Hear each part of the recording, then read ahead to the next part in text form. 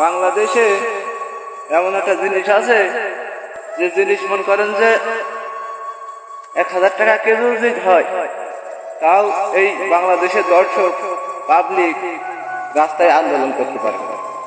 এটা কি জিনিস জানেন? এটা হইল কাঁচা ঝাল। কাঁচা ঝাল যদি মনে করেন 1000 টাকা কেজি হয়, কেউ আন্দোলন করতে পারবে না। কেননা ওদের গোডাউনে রেখে দেওয়া জিনিস নাই, যে বড় বড় পার্টিরা কিনে ট্রাক বোঝাই কিনে গোডাউন বোঝাই ছেড়ে দেবে।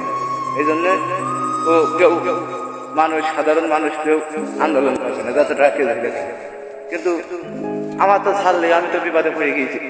এই ঝালের জন্য প্রতিদিন বাড়ি গন্ডগোল।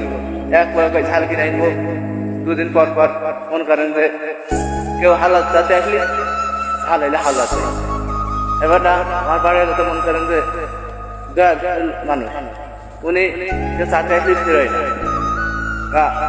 এই যে উনি যে ফিরোয় না, কিন্তু আমি তো দেখি ঝাল কিছু কিন্তু ফুটে হয়ে গেল। কি করি? তা ঝাল মাইসের মাঠে হালকা যেন নাম হইতে যায়, মেলা মেলা ঝাল ধরুন 50 টাকা কেজি আসুন, মানুষের টাকা হোক, আমরা যেন ঝাল কিনে খাইতে পারি।